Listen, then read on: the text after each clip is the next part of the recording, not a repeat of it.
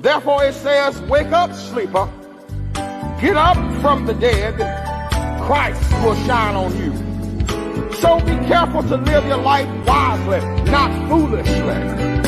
Take advantage of every opportunity because these are evil times. Because of this, don't be ignorant, but understand the Lord's will. Saints of God, my eyes have seen the glory and the coming of the Lord. He's trampling out the vintage with the grapes of wrath assured. He hath loosed the faithful lightning of his terrible swift sword. His truth is marching on. I see him in the watchfires of 100 circling camps. They have builded him an altar in the evening dew and damps. I can read his righteous sentence by the dim and flaring lamp. His day is marching on.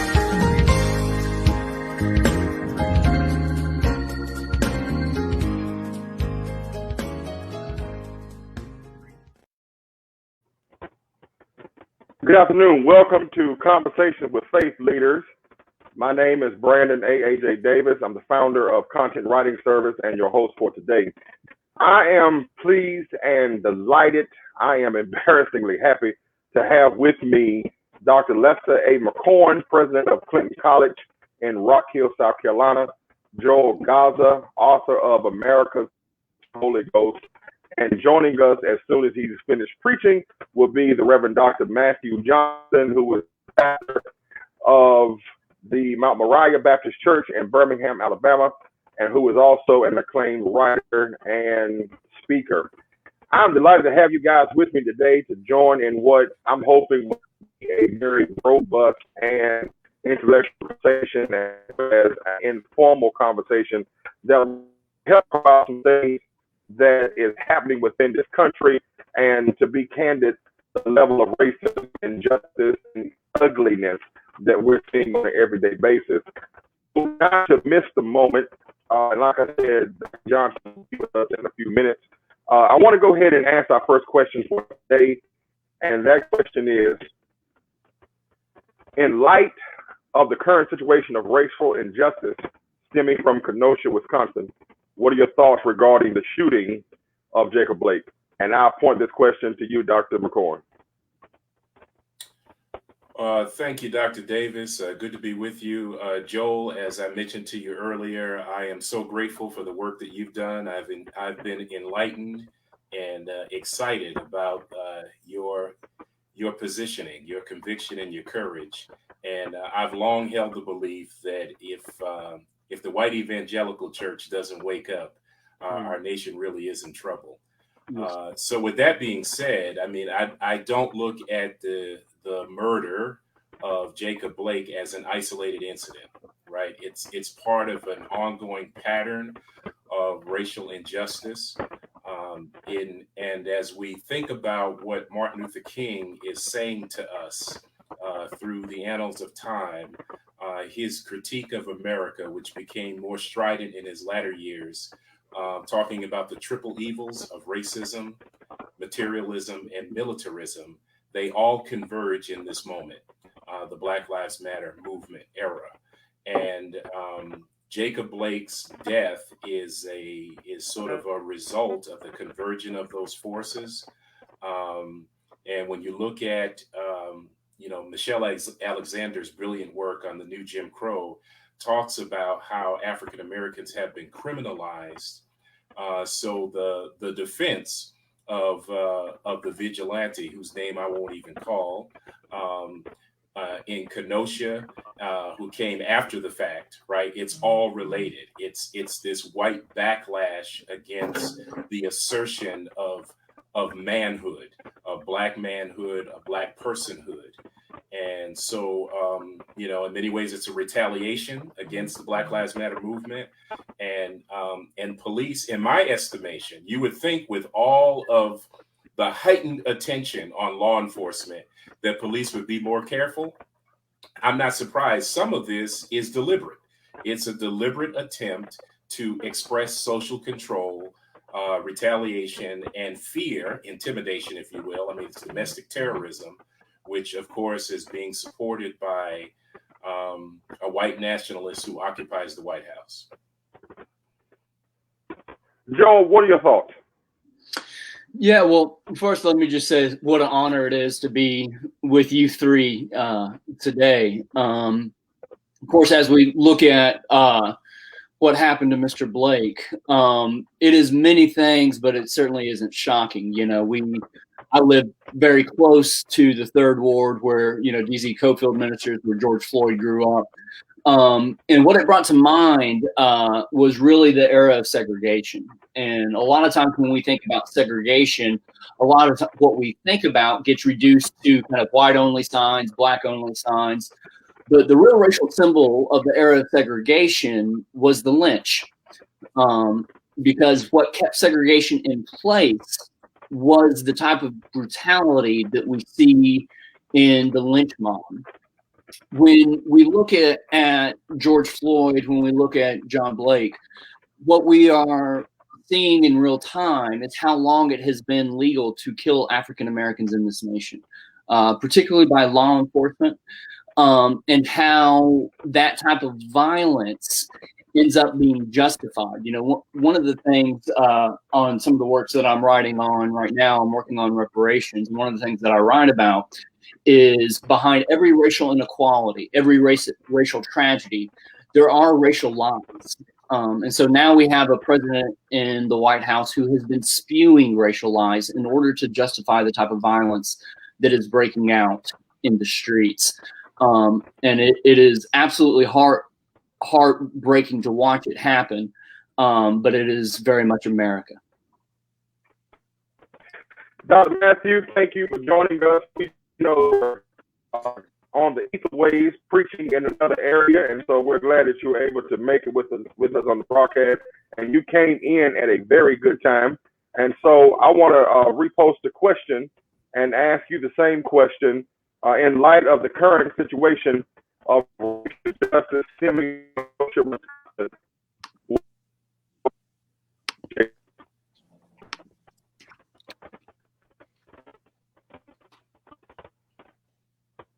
Should I go ahead and answer? Yeah, go ahead. Okay, you broke up, but I can see it very clearly on screen. I didn't know whether you were finished asking it verbally or not because sound was breaking up. But what are my thoughts regarding the shooting of Jacob Blake? Well, it occurred to me the other day when this happened. What occurred to me was how little thought we've really given to the elegance and simplicity of the affirmation that Black Lives Matter. That's what occurred to me.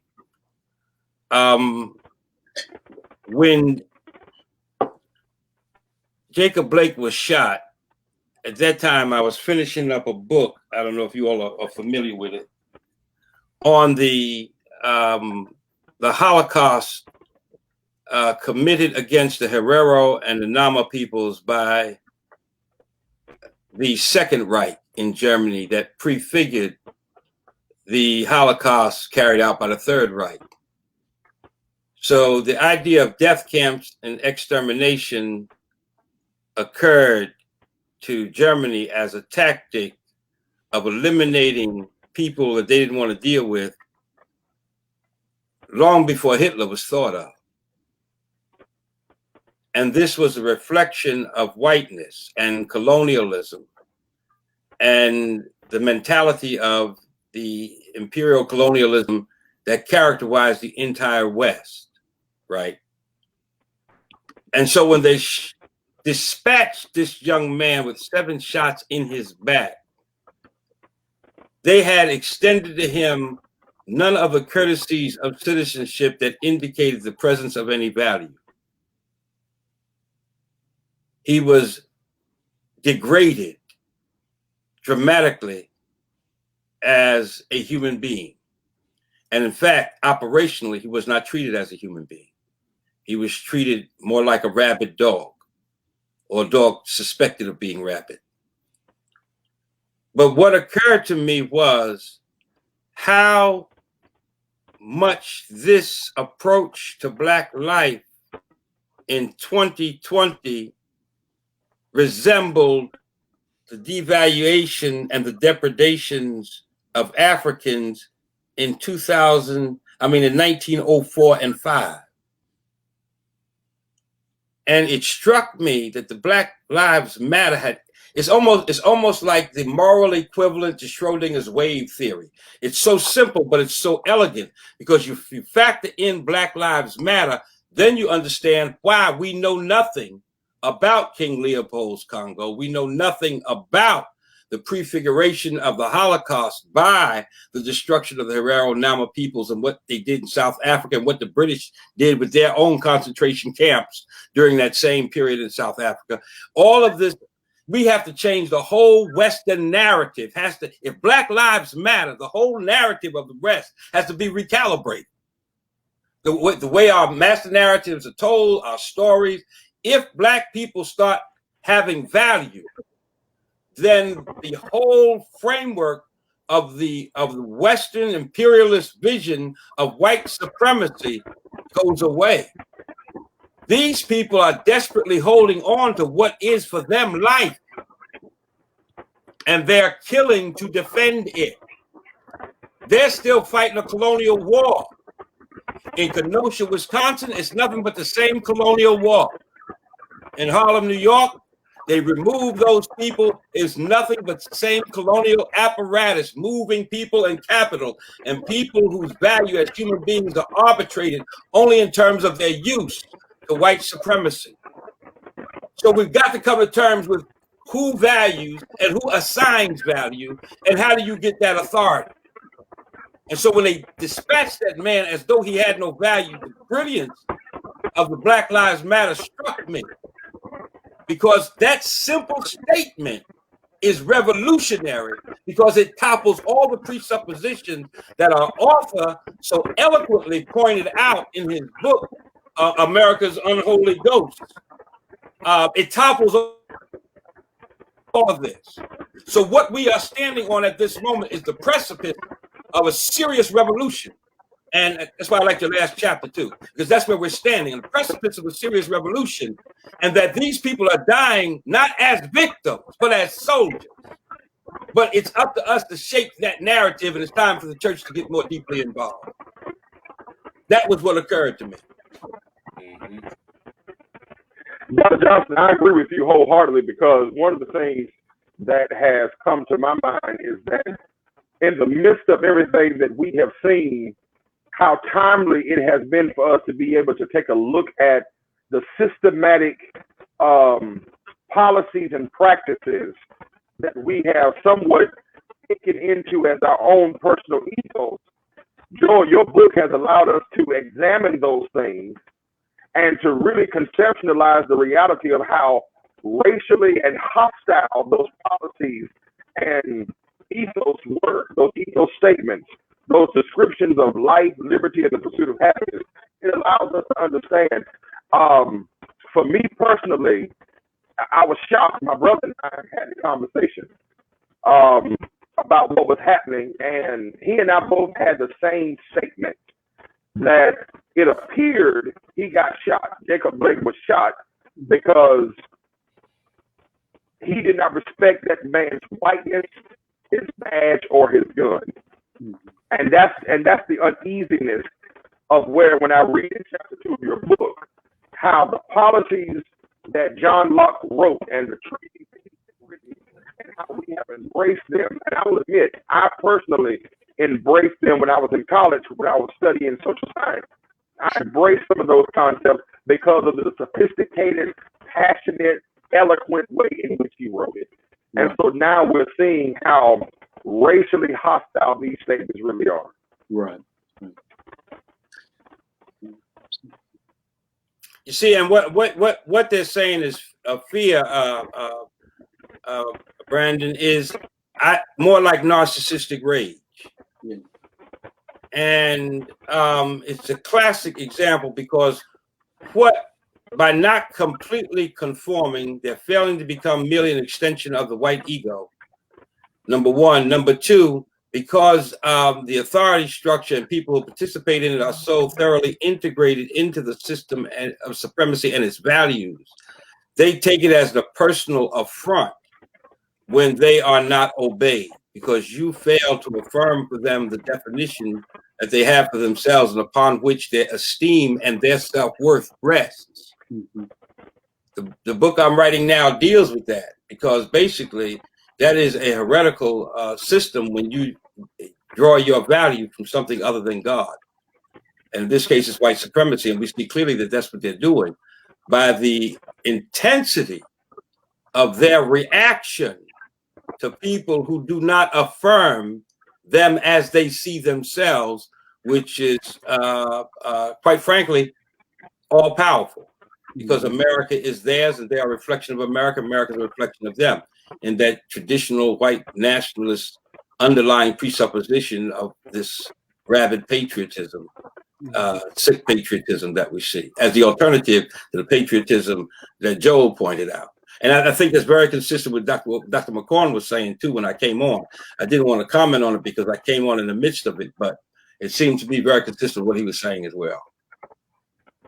And you know what? I'm glad you said what you said, and I don't want to cut anybody out, so feel free to jump in.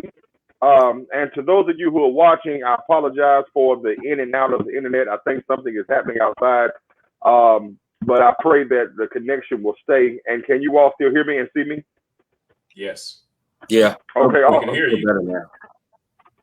So I'm going to place the second question. I'm glad you said what you said, Jonathan. Here's the second question. I pointed to you.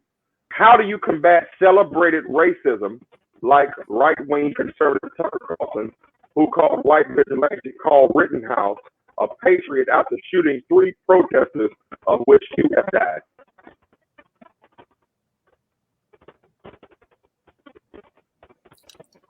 Who are you addressing, Brandon? You, Johnson, you can go ahead. Oh, well, a couple of ways. I think you have to always understand what you're up against. And I think you have to contend. When I was pastoring in Chicago, right, I was a young man. I had a confrontation, not a confrontation, but a discussion with some gang members. We were evangelizing the project. I told them, I said, I don't have any problem with you. I understand what you're doing, where you're going, where you think you are. I said, I'm not fighting you. I said, we just happen to be contending over the same souls. So there is a sense in which we have to work and struggle redemptively to claim the people who don't quite understand how they participate unintentionally in what they're seeing and may object to.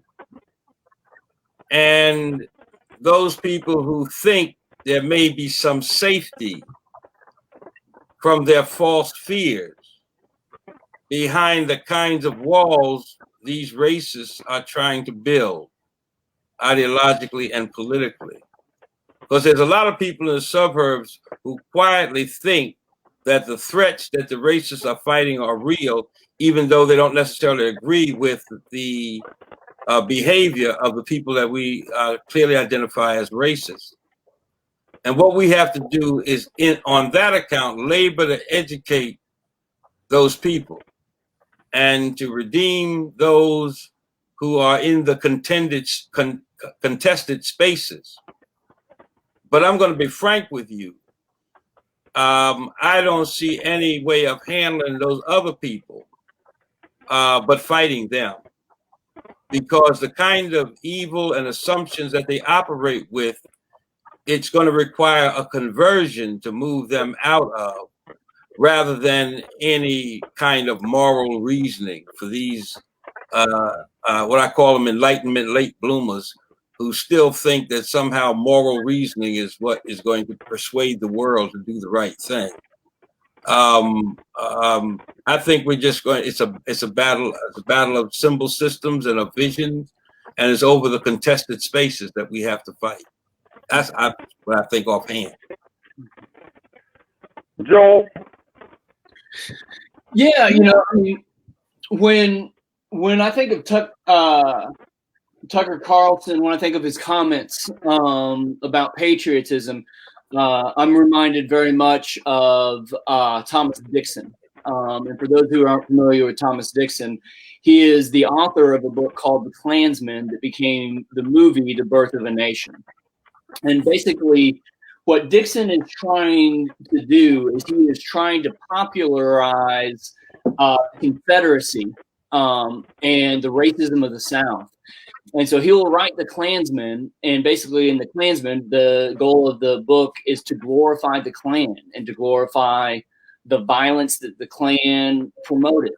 And so when I read American history, one of the things that has really struck me is through every age, whether it was slavery, whether it was segregation, whether it was the colorblind age of prisons and poverty, there basically been three lies about African Americans. And the lies is that there was something wrong with the way Black people had sex in their families, that Black people were lazy and they were dependent, that Black people were less brilliant than white people. And Thomas Jefferson writes this clearly in his notes of the states of Virginia, or the notes on the state of Virginia. And Thomas Dixon tries to popularize these myths through his novels. Precisely those type of lies that are going on right now at Fox News. And with Pastor Johnson's statement is that there are a lot of people that are almost impossible to fight because they are so committed to the racism inherent in our nation, inherent in our national project. But I think what we always have to remember with the fight is that the fight is usually between 3 to 4%. And it's trying to touch those who are touchable. And the struggles there. There's clearly a lot of people in Tucker Carlson's crowd that are absolutely committed in the very, very much way that Pharaoh was committed to his treatment of the Israelites, who will never be reached. And I think the question becomes, to the point of your question, is how do we fight for those who might be touchable? I don't know if we have the answers now, but we know that since Black Lives Matters is the statement that has galvanized us, that the fight must continue and the struggle must go on. But again, for me, Fox News is very much Thomas Dixon's reincarnation, as is the work of Tucker Carlson. And I don't know how to beat those folks' work. All I know is that we've got to be in the struggle against it. Dr. McCorn, if you can answer that question for me, and I want you to touch on the fact that Rittenhouse had a litany of charges already on his track record, and yet they were dismissed. And in spite of the totality of his behavior and personality already being predetermined by us, Tucker Carlson celebrated this kid, this American terrorist, as a patriot. Well, because he is for a certain brand of white nationalism. When it makes perfect sense when you consider what they are fighting for. And as both Dr. Johnson and Joel talked about, they're contending for something else. African Americans, and I'm sure we'll talk more about the prophetic Black church, we've always understood the cause to be much greater than narrow political interests. We believe in a vision of a beloved community of which democracy should be a part, right? I'm sure we'll talk more about that. But Rittenhouse represents a notion of patriotism, which is now being challenged in this moment. So part of what, your question is how do we combat it, is we have to help redefine what patriotism means. And you'll recall after the death of John Lewis, people started using that language to describe him, because what Lewis fought for all of his adult life, for the most part, and what some people believe he died for, was a more pristine understanding of what patriotism is. That one is willing to put one's life on the line for a set of supreme ideals that does not pit people against one another, does not categorize people based on race and class and caste, but rather sees a real egalitarian society. That is what people really should be fighting for. So in Tucker Carlson's world, in the Fox News world, they have reduced that sense of civil society to mean the privileged few, to people who ascend to a certain ideology, that, by the way, does not include poor people and people of color. So Rittenhouse is a patriot for those folk, but we have to, in order to combat it, I think we've got to redefine what patriotism means and reappropriate that going forward if we're going to build a more just society. Yeah, if I might add, Brandon, if I might go ahead. There's an excellent book out on this. I was looking for it so I could share it with you all. And basically what it articulates is, and if I have it, I'll type it in when I find it. I read it about a month or two ago. It says that embedded in American society, basically two models of the vision of the nation. There is the racial nationalist model, and there's a civic model. The civic model is committed more to the future and ideals, and basically the racist nationalist model is committed more to origin and to race as the definition of what America is. So really the idea of patriotism really is grounded in the idea of America. Whether, and he doesn't say this in that book, but it's one of the implications of it, is how you define what America is. And that's what is America defined by its ideals, embedded in its in the aims of the ends of its institution, or is America defined by white ownership, which is back ultimately grounded in that imperialist colonial model, taking ownership of the land? So these competing ideals, Obama has one vision of America, and then you have Trump has another vision. So their ideologies and their political appeal are based on what, and their sense of patriotism is on what their definition of America is. And I'm thinking about Tillich's Socialist Decision here, the way he outlines the commitment to the romantic past versus the prophetic call to move into the future. And we have always been future oriented as Black people, the Black church. So we've always been committed to the America of its ideals rather than the America of its origin. And so I think that to understand, you have two different definitions, working definitions, operative definitions of America. So one of the things we got to do is help America define itself in ways that are recognizable but healthy to, in principle, all people. I think that will help also. Yeah, and I think that's a very powerful framing. And one of the things with patriotism from the Klan era is the Klan's motto was law and order, and so that vision of patriotism, Rittenhouse fit very well. And I think it's 100% right that we've got to fight for the term of patriotism and what patriotism embodies. Does it embody Rittenhouse or does it embody John Lewis? And those are the choices that we're trying to make right now of what we believe about patriotism. And that's absolutely correct, because, one of the things that is, it bothered me. I made a statement on Facebook. I needed to call my insurance because I needed to refer me to a counselor. I need someone to talk to because I was so angry at what happened, but then I was even angrier because I couldn't express my words. And I like to think that I think I have a good control over my ability to express myself in both speaking and writing, but I couldn't. And you're right. One of the things that I believe is that the continued exception the continued acceptance of injustice and unparalleled silence has been the ellipsis of justice that perpetuates the feeling of oppression, repression, and suppression.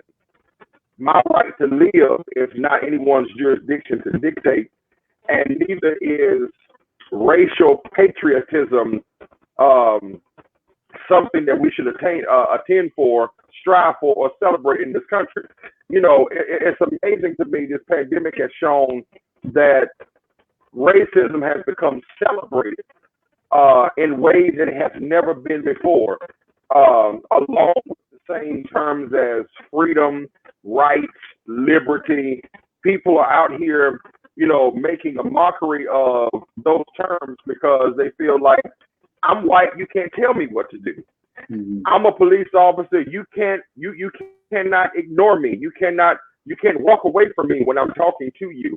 And so you're right. We have to redefine these terms.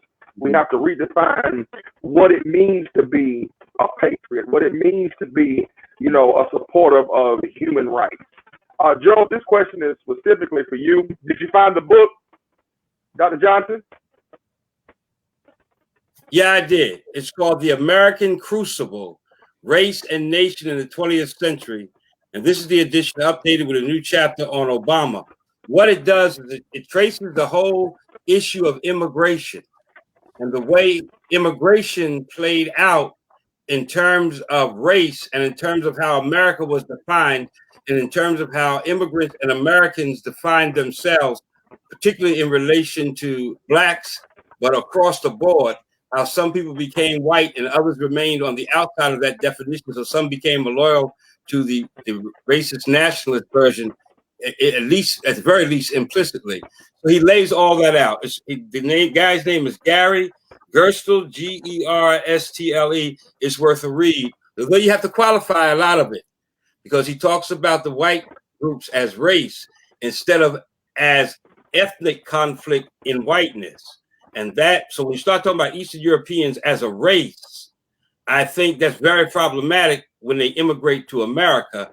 I see that more as an ethnic tension among whites, particularly in America, rather than an issue of race, which he made between the different groups of whites.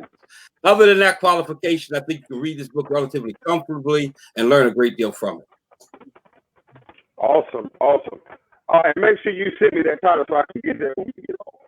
So, Joe, this question is specific for you, America's Unholy Ghost. And let me say thank you. For those of you who do not have this book, please go to Amazon.com and get this book, America's Unholy Ghost, The Racist Roots of Our Faith and Politics by Joel Edward Gaza. He is here with us today. Joel, explain to us where the content came from and what were your initial thoughts that inspired you to write this book? Yeah, well, you know, a lot of the book is really a self journey. And so basically just a little bit about my story is that I grew up in the white evangelical world, much more in the fundamentalist context, ended up going to a white evangelical college, found myself having dropped out of seminary for a while. And friends had invited me to move into the Houston's Fifth Ward area. And once I moved into Houston's Fifth Ward, one of the things that became very clear to me is that everything that I had been taught about race and poverty in America was a lie. And so one of the things that started to make sense to me when I saw the deep poverty of the community that I was in is that the system was actually doing the work that it was designed to do, that it was really working, and it was working in a really tragic way. And so in America's Unholy Ghost, what I try to do is I try to interrogate kind of the political, economic, and religious common sense that I had inherited. And so when I wrote America's Unholy Ghost, what I was really trying to do was to understand the inheritance that I had received as a white person on how to think of these issues. And one of the things that Martin Luther King Jr. had said in his first book is that one of the callings of the church was to examine what he referred to as the ideational roots of race hate.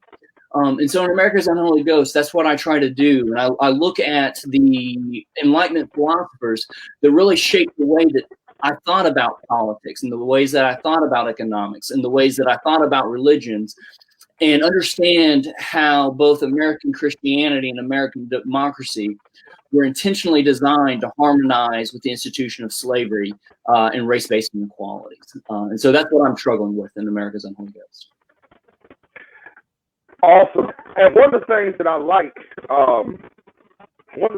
about the book is how you help us to understand. Like I said, for me personally, I read John Locke. I read Hobbes when I was in college.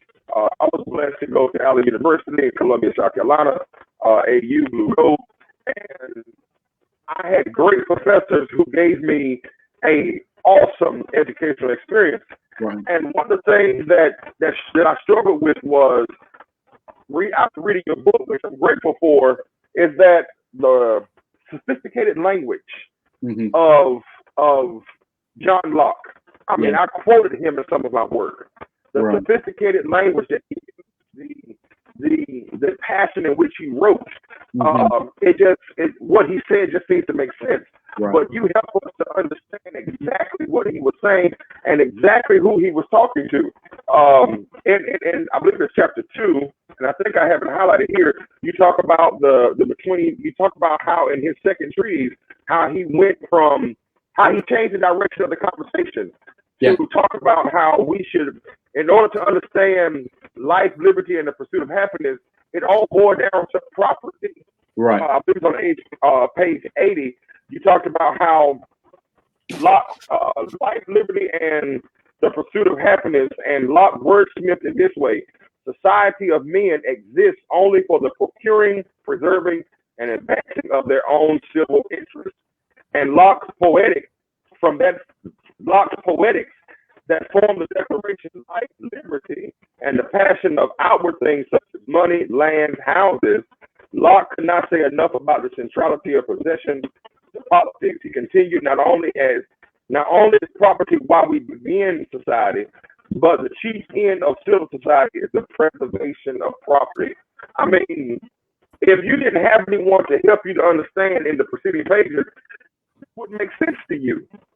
But having seen the parallel, and you did an awesome job of giving us a good parallel.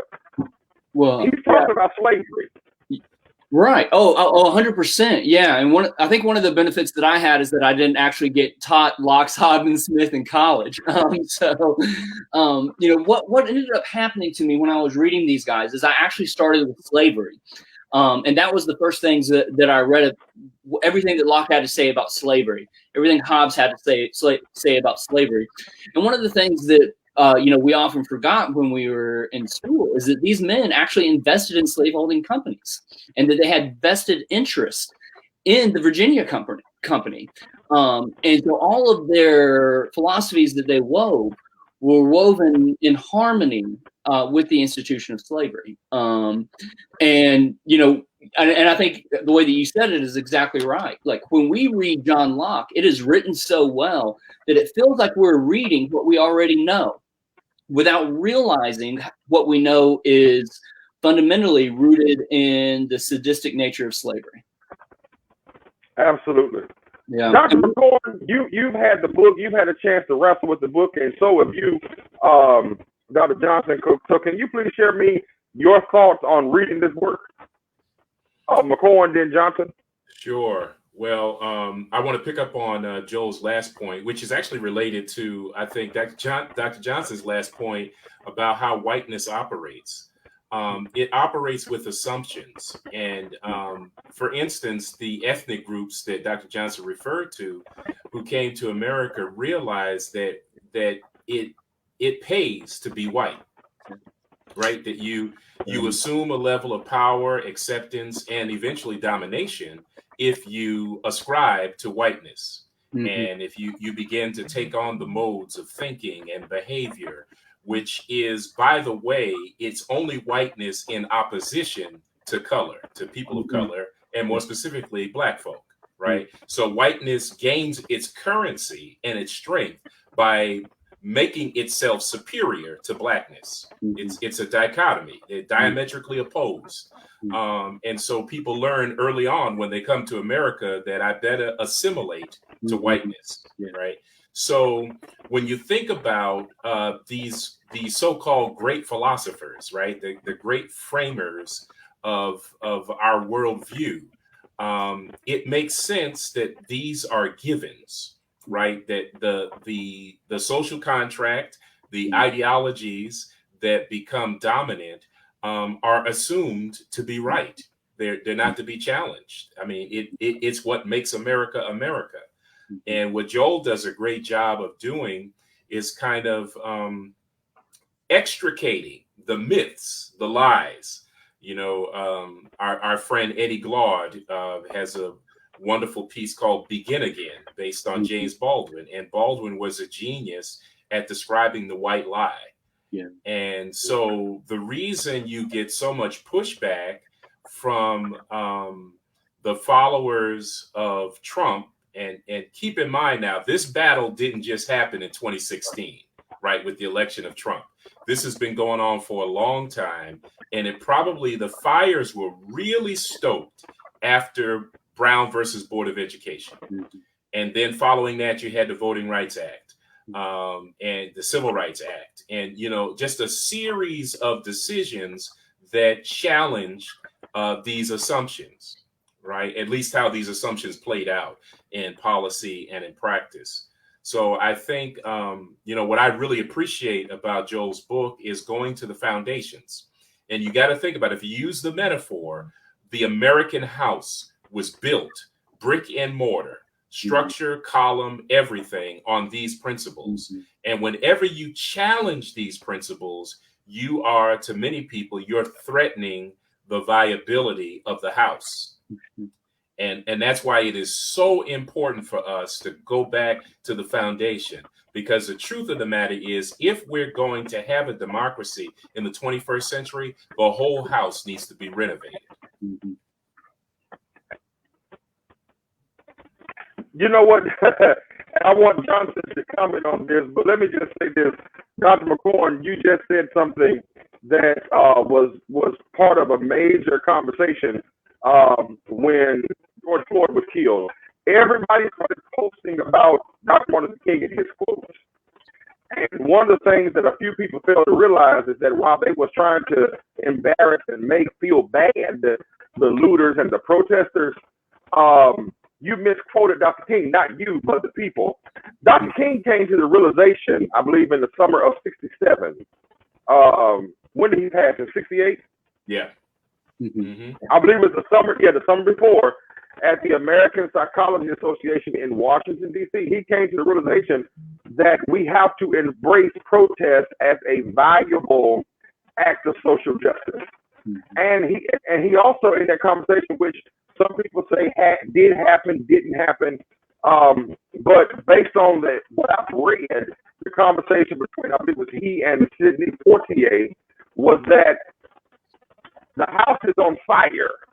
And he did say we have to be the firefighters. But in '67, he came to the realization that maybe we need to let some of this stuff burn and rebuild. Because what is happening, you didn't hear us when we marched peacefully. You did not hear us when all we was asking for was for dignity and respect. And now we have come to the point where we're tired, we're upset. And as we said when we were all getting online, Joel, you have our prayers, because you have written a book that, you know, you have exposed the secrets of racism that has been veiled in American policies and in American rhetoric. I mean, you have given us a good concept to help us to understand how these things came to be. And so I don't want to talk anymore. I want to ask Johnson to chime in, because you and I have had conversations about the book, and you have pointed out some very great things, as well as some other reading material, which I'm getting ready to flag right now. All right. I found a book version. I was a philosophy major at Morehouse and history. So, of course, I was familiar with the material. I loved Locke's Second Treatise on Government because of the language, much like our very able host here. And so I was familiar with it. And the the whole issue over whether or not the pursuit of happiness versus the pursuit of property should have been in the original Declaration and those kind of issues. But you brought a lot of this stuff together in a way that's so accessible to people that it's the kind of book we needed that brings together the right combination of elements at the right time, framed for this conversation. That I think the book is almost indispensable to this moment. I look at it as being very similar to somebody like Marcuse's One-Dimensional Man to the whole 60s movement. In a sense, it has that feel to it when I was reading it. It's sort of like the zeitgeist. You caught the zeitgeist. But what fascinated me, of course, because of where my head is, because of the thing I'm working on now with the crisis of the American church, what fascinated me was this, that here I'm reading this material on imperialism and colonialism and anti-colonialism and post-colonial thought and that kind of stuff, that you, by and large, predicated your book and the American system on 3 Europeans, which brought into view the connectedness to what is going on and what has shaped America to the entire European-based white supremacist regime that has inundated the world like a tsunami. And so just by the fact that what struck me is just, you really didn't, no American thinker, many of them were mentioned, but was seminal in the construction of what, so this is, America is a European project. And there's kindred, family, deeply embedded family resemblances to empire and the philosophies of empire all over the world, because what Locke articulated was an imperial philosophy and an equality among white male participants in the fruits of merchant capital, to coin a phrase. So what we're looking at is a implicit statement about what the peculiar ideological framing of whiteness is and how it's impacting us at this moment, and where spiritually the church is in terms of speaking to it. And then also I like the fact that you I think it was an act of civic graciousness, which was it was a clever move, that talks about the prophetic Black church. And at some point, I was reading it, at some point, I felt a little tension with that because I didn't know what was being indicated about the other Black church. The one that, there must be another one that's not prophetic. Reverend. Just go on, Stay right just there, go on and okay? say it, Doctor. Just go on and say it. Just So go that- ahead and say it. Well, that was there.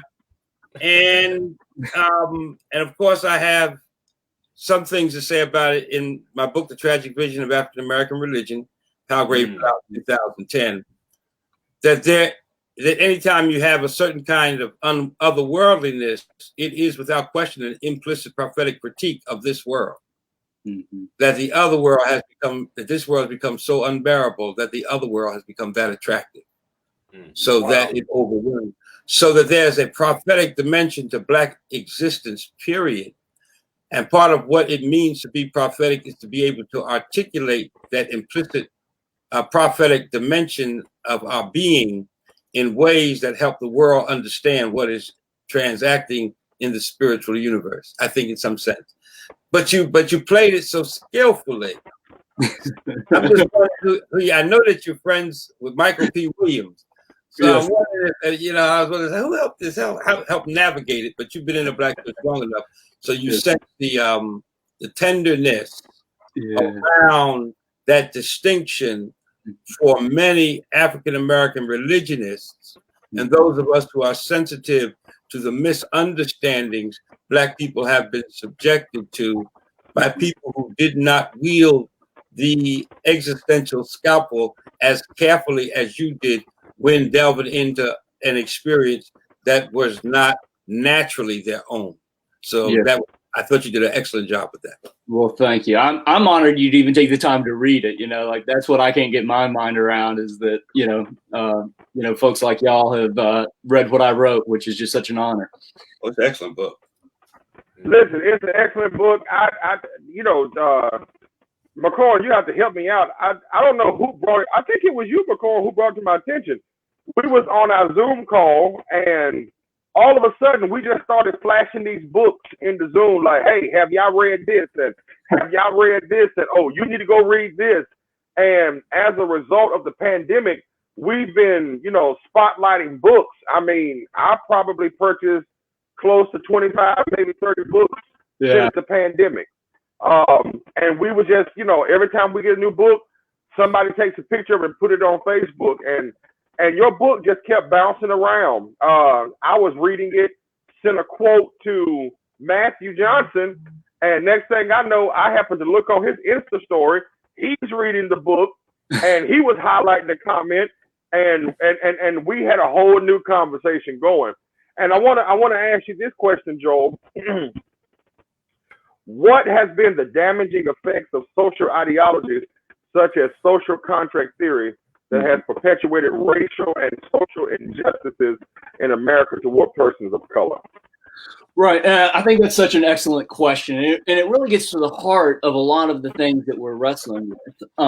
So one of the things I write about in America's Unholy Ghost is this idea of what's called contract theory.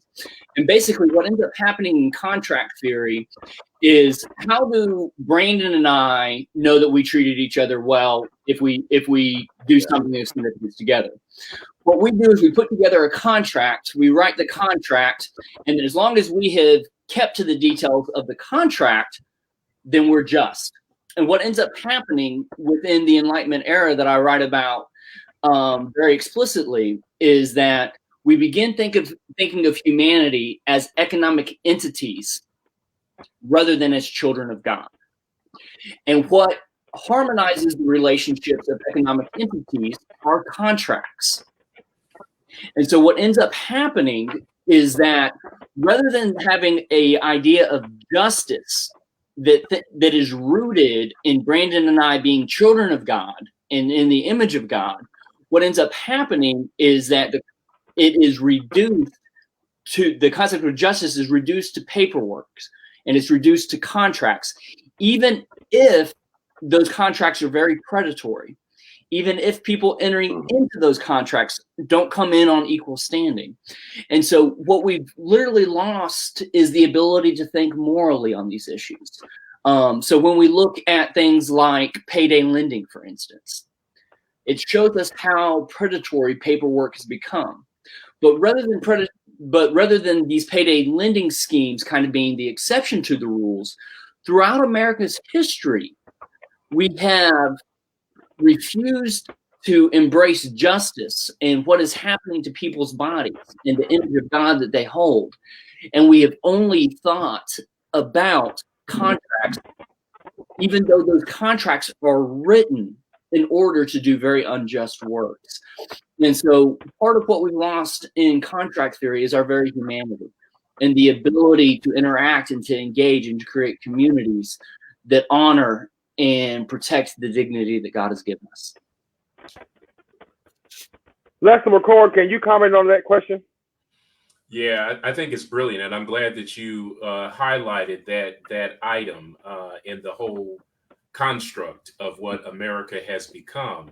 And what it does in many senses is kind of privilege certain people, because the other side of the contract is the people who write the contract, codify the contract, enforce the contract, have the upper hand. Mm-hmm. And that other people are forced to acquiesce to the contract.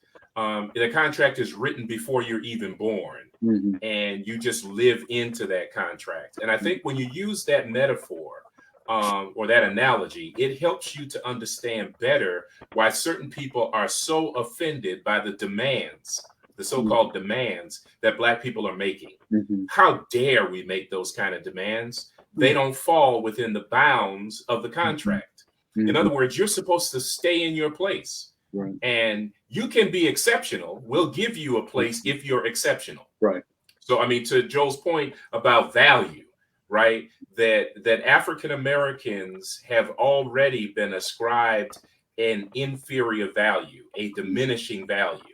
And again, what Eddie Glaude talks about in his other book, Democracy in Black, the value gap. There is inherent in Americans' understanding of society that there are people that have more value than others. Right. And so the contract is written in order to maintain that unequal value. Dr. Johnson? Yeah, a couple of things. First, I'd like you to alert you all, if you don't know already, to a book that articulates this whole notion in terms of the contract, and it's called The Racial Contract by Charles Mills. Oh, yes.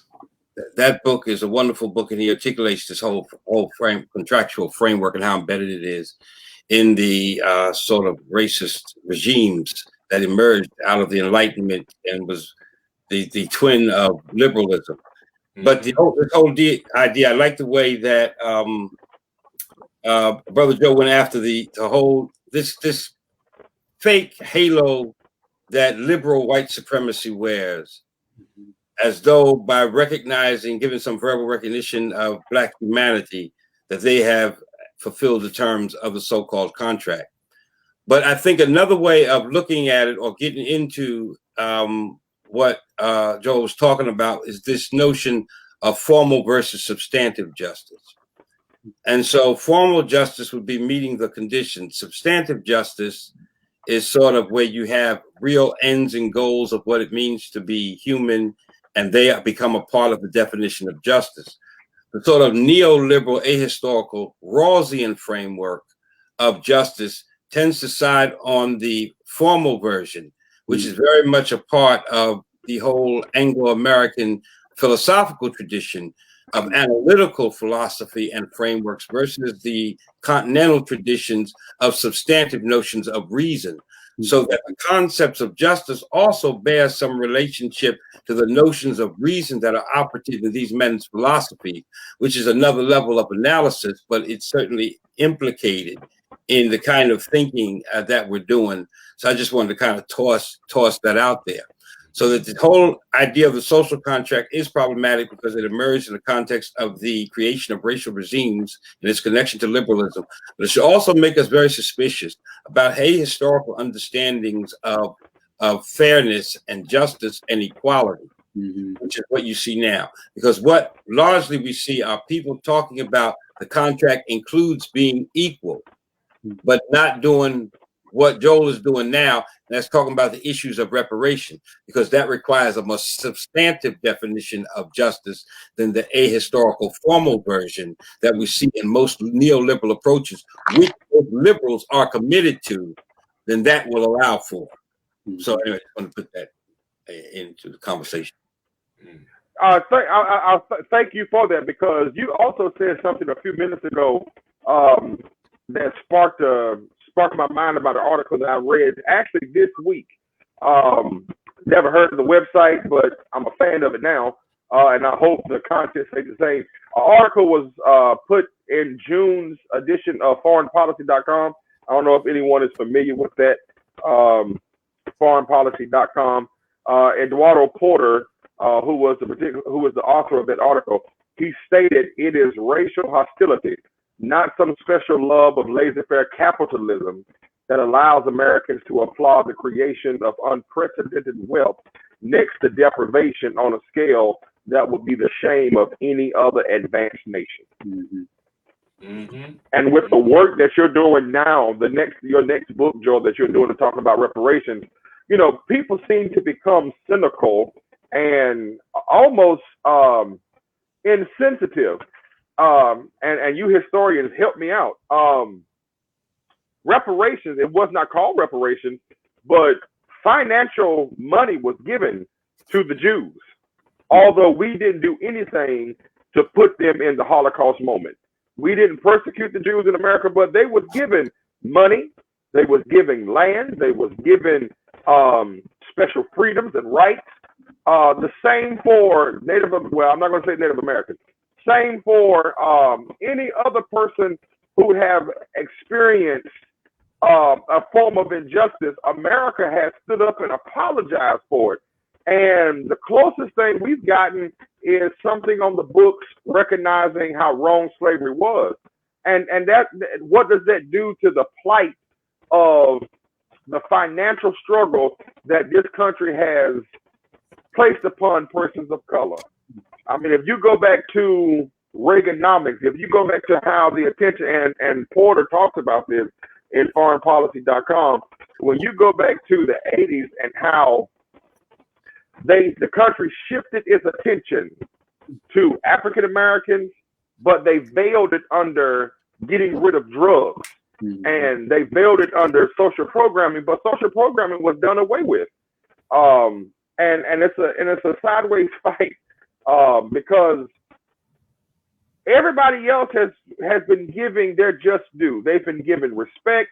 Their torture, their pain, their struggle has been acknowledged, but no one wants to acknowledge what has been done to persons of color, and no one wants to acknowledge it now.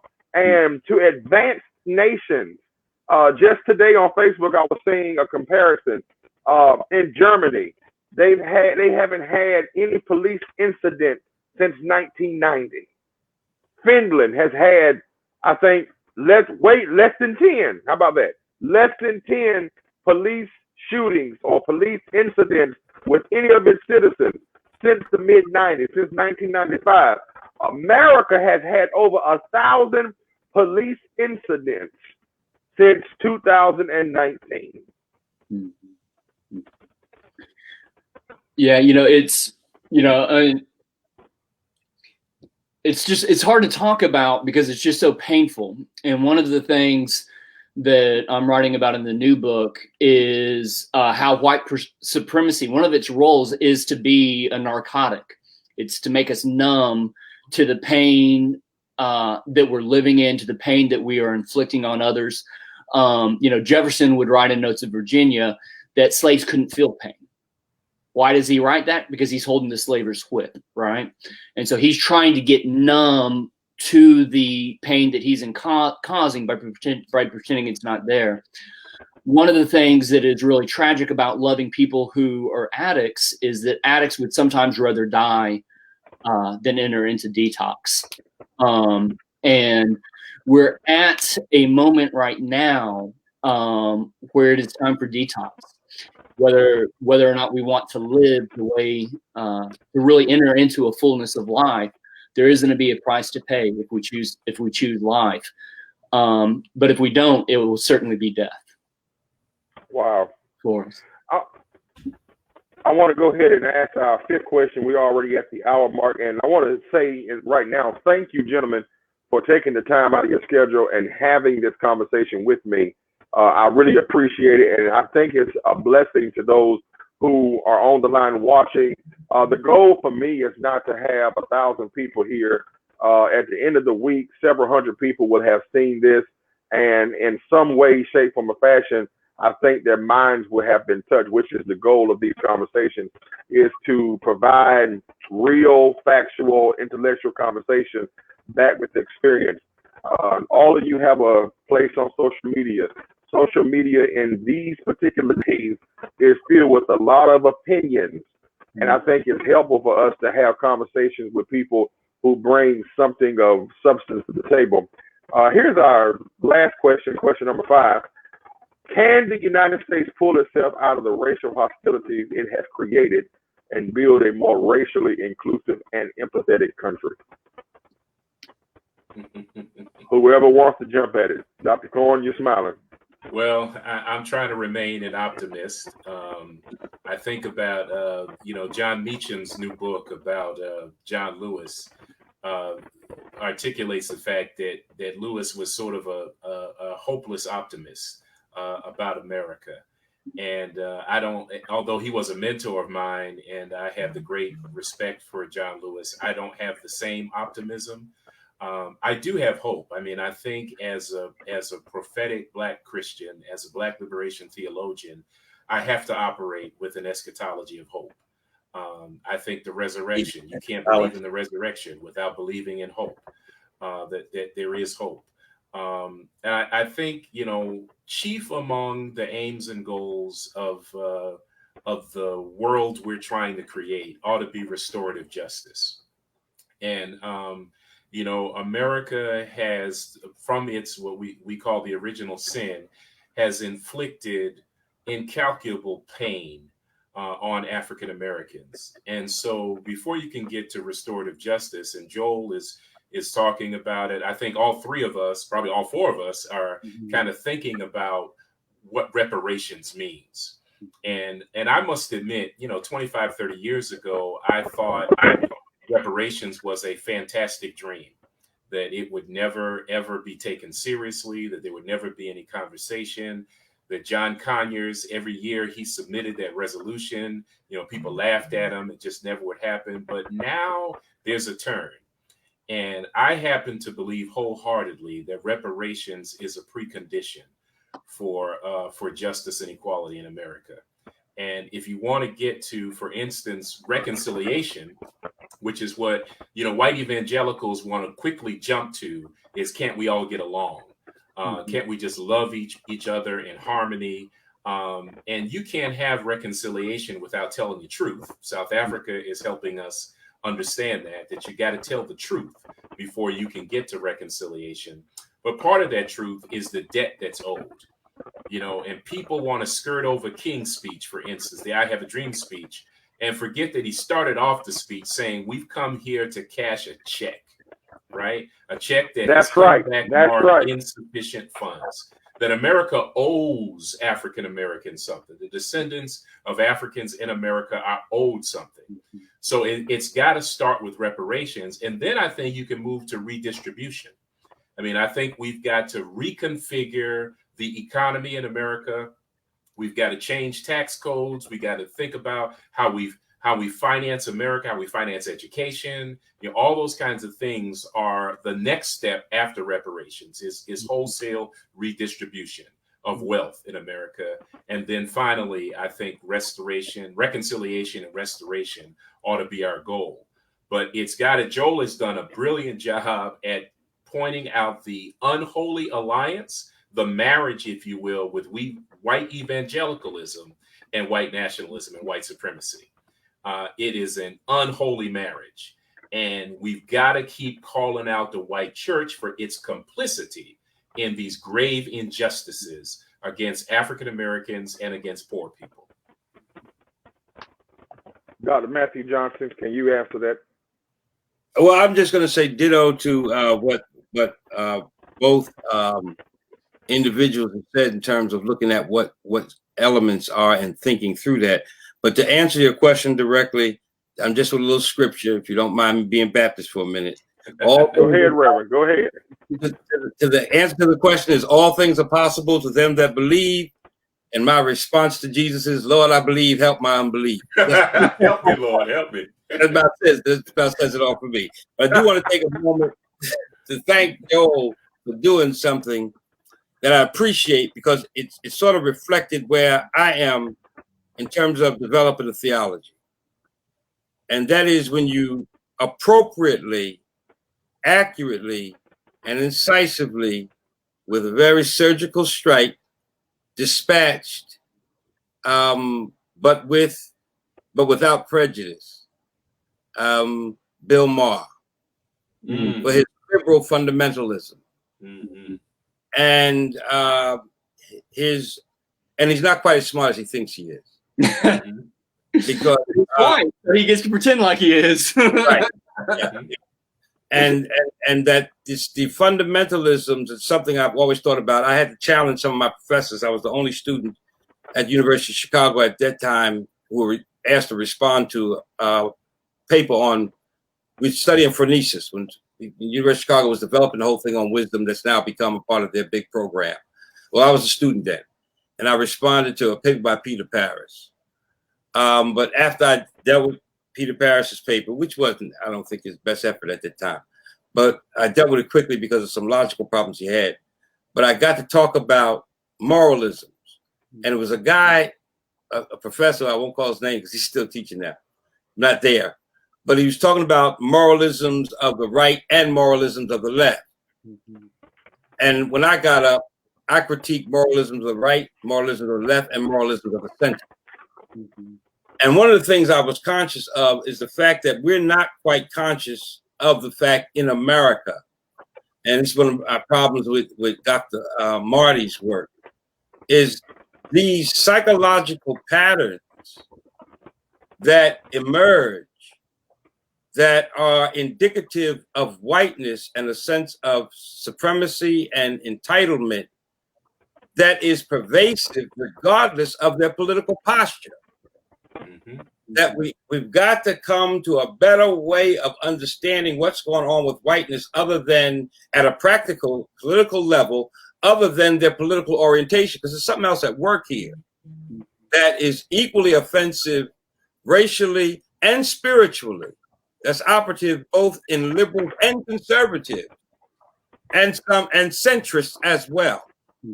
And the what I see bringing it together is this notion of whiteness that I'm trying to flesh out in terms of its religious significance, and in the way it operates in the consciousness of America. But I appreciate that you called out the liberal fundamentalists, because this is a big problem in seminaries too, whether people know it or not. And that there is an eclipse of conversation now going on in the academy in certain ways that I don't think is healthy and I don't think is fair. And I don't think in the long run that you're any better off with a proto-fascist disposition on the left or the right or the middle.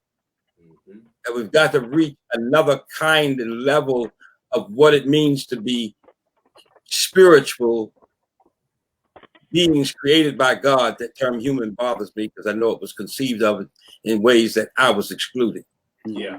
But as being created beings by God, we need to begin to approach different outside the box approaches, to develop outside the box approaches to how we deal with the sickness that is at the heart of what it means to be an American. Anyway. Joel, can you answer that question? Is it possible? Yeah, and I mean, I think I would start the same way Pastor Johnson did, is just saying amen to everything that went before. And I find myself in a very similar place. I would say that I'm very hopeful, but not very optimistic. One of the things that keeps me rooted in hope is what I learned from the Frederick Douglasses, from the Ida B. Wells, from the Stokely Carmichaels, from the Martin Luther King Jr.'s, is that they held on to hope despite great suffering. And I think, the longer that I have been, at least around this struggle, the more focused that I'm trying to be on just the work that is before me, and knowing that history is absolutely unpredictable, but how we handle ourselves today is something that we are accountable for. And so what happens to America, I think, is something that only time will tell. But throughout American history, we have always had the answer to our racial problems. We've always had the answer. It's just that America refused the answer because the people with the answers were from the Black radical tradition. And to the extent that we can listen to the Black radical tradition is the extent that America has hope, I believe. Right. One of the things that I think, just practically, and I wish I would have said this earlier as far as battling Tucker Carlson and some of those folks, I have become convinced that white Christians have empowered Trump and politicians to tell racial lies. And one of the roles that we have right now is to hold our fellow Christians accountable for speaking out when these lies do happen, because those lies matter. And those lies are what has created the chaos that we find ourselves in today. And maybe one last comment on Pastor Johnson's highlighting. He's actually the first that has highlighted that I've heard my comments on Bill Maher. And one of the things that I've always said that white Christians and white conservatives, white liberal Christians and white conservative Christians have in common, white Americans who are conservative and white liberals who are conservative, is that they know none of them have ever felt the need to really learn from African Americans, either about Christianity or about politics in a very meaningful way. And that we are in 2020 right now, and there is not a largely notable theologian who has taken a whole lot of time to learn from the African American church. I think is very telling of why we're still in the crisis that we find ourselves in today. Wow. Thank you so much for that response. And thank you, Dr. Lester R.J. McCorn. Thank you, Dr. Matthew V. Johnson. Thank you, Joel Edward Gaza. You all have been a blessing to me today in having this conversation. I really appreciate you taking the time to expound on these questions. And as a signing off closing statement question, I ask every one of my guests the same thing. And whoever wants to go first can go. Define unholy silence.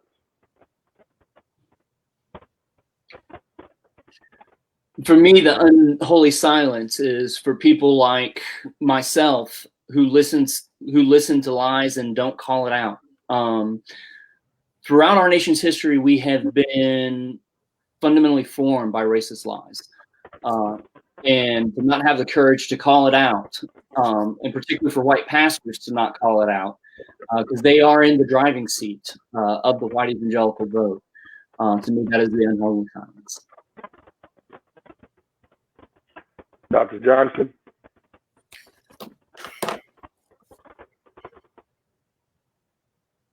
Probably acquiescence in the face of acquiescence to what is morally and spiritually corrupt or abominable in the face of fear or a loss of status or wealth.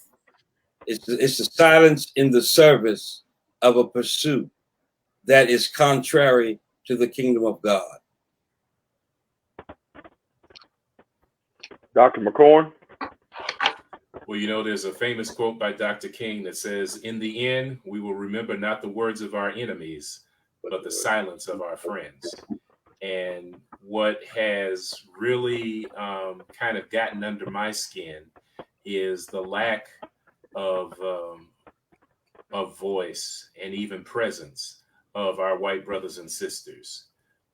And I think, you know, Joel, of course, has hit on why many white evangelicals and even moderates, and, you know, I think Matthew Johnson has hit on the point too, is that folk in the middle have been skirting by for a while by playing the game, depending on who they're talking to, what audience they're trying to reach, what votes they're trying to get.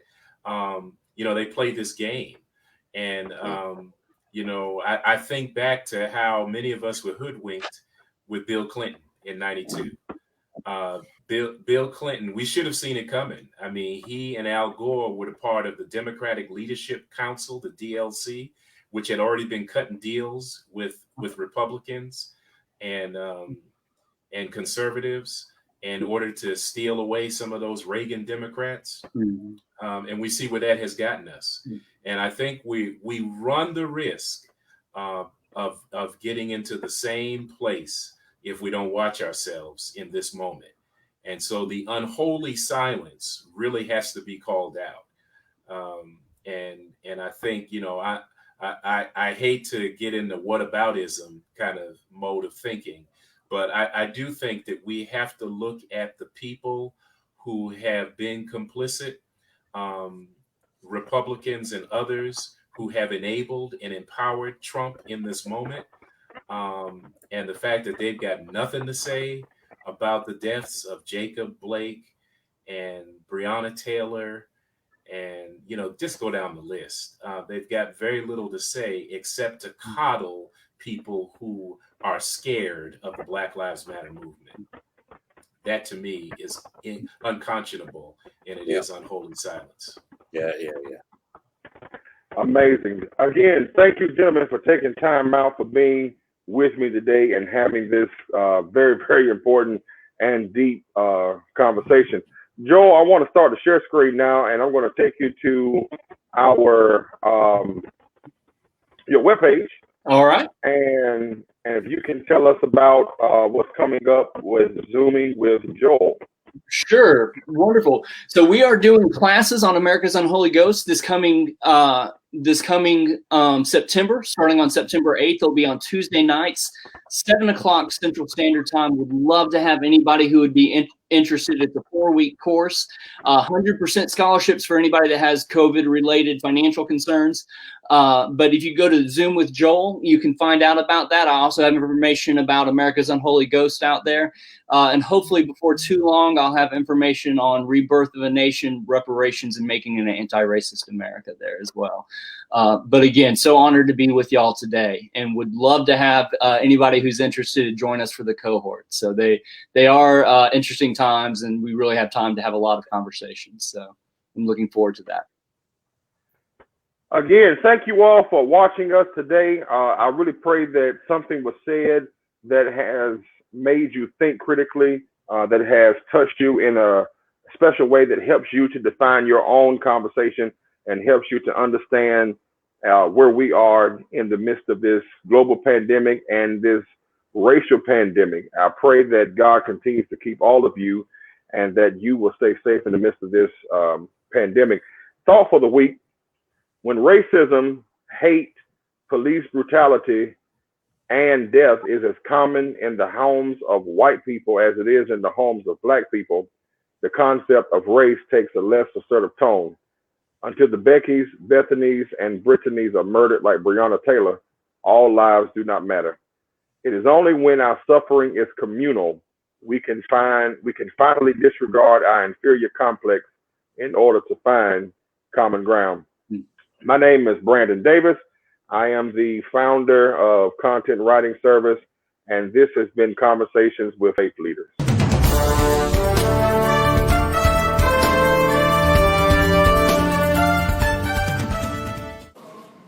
The roof on the American dream is on fire. The roof on the Church of Jesus Christ is on fire. And we don't need no water. I think we need to let it burn. As the song says, burn, baby, burn. America needs to burn off its racism. Burn off its hatred. Burn off its self-complacency. Burn off its self-righteousness and self-aggrandizement. This country doesn't belong to one particular race of people.